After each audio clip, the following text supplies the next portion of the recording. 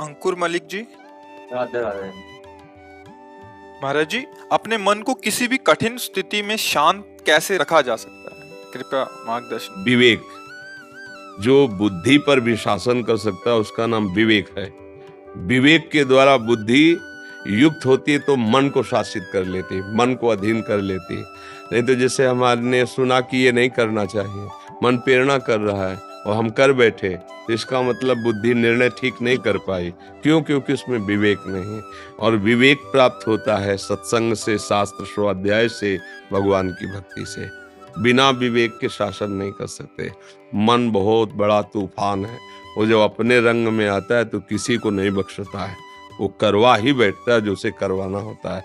अगर उस पर कोई शासन कर सकता है तो भगवान का कृपा पात्र, जो भजन, शास्त्र स्वाध्याय, सत्संग, पवित्र आचरण, उसमें विवेक हुआ, विचार के द्वारा काट दिया। ऐसा ऐसा ऐसा अंदर ही विचार आया और बाहरी किसी सहयोग की जरूरत नहीं, और शांत हो गया। अगर विवेक नहीं तो फिर सीधा आक्रमण मन का होता है, और मन जो जलन पैदा करता है उसको सह पाना बहुत कठिन होता है।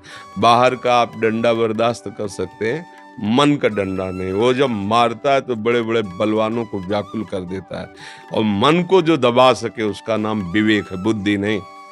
विवेकवती बुद्धि मन को शासन में ले लेती है। अभी अपने लोगों की दुर्दशा है, विषय ने इंद्रिय को वश में कर रखा है, इंद्रिय ने मन को वश में कर रखा है, मन ने बुद्धि को वश में कर रखा है। जो चाहता है वो सब करवा रहा है, और इसका उल्टा होना चाहिए। बुद्धि मन को वश में रखे, मन इंद्रियों को वश में रखे, इंद्रियां विषयों से विरक्त हों।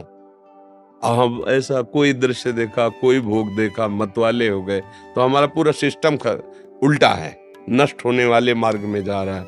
अब अध्यात्म का अगर ज्ञान हो, अध्यात्म से, तो इसको उल्टा करना है। और है ऐसा ही कि बुद्धि शासित मन, मन शासित इंद्रियां, और इंद्रियां निर्विषय, तब वो आनंद का अनुभव होता है। अभी बिल्कुल उल्टा है, छोटा छोटा विषय इंद्रियों को अधीन किए। मना खष्टान इंद्रियाणी प्रकृति स्थानी कर सती, ये प्रकृति हमारे मन को अधीन किए हुए जो चाहता है वो मन हमसे करवा लेता है। इसलिए हमारी दुर्दशा हो रही है। कठिन से कठिन परिस्थिति में भी जो संभाल कर सकता है वो है विवेक, वो है विचार, वो है भजन, वो सत्शास्त्र स्वाध्याय, पवित्र आचरण। अब इनकी तरफ हम लोगों का ध्यान नहीं। जो मन आया सो खा लिया, जो मन आया सो पी लिया, जो मन आया सो भोग लिया, जैसा मन आया वैसा कर लिया। लक्ष्य केवल धन, चाहे जैसे मिले, तो फिर वो बात अलग हो गई। इसलिए समझ में नहीं आता, और मन जैसा चाहता वैसा करवा लेता है।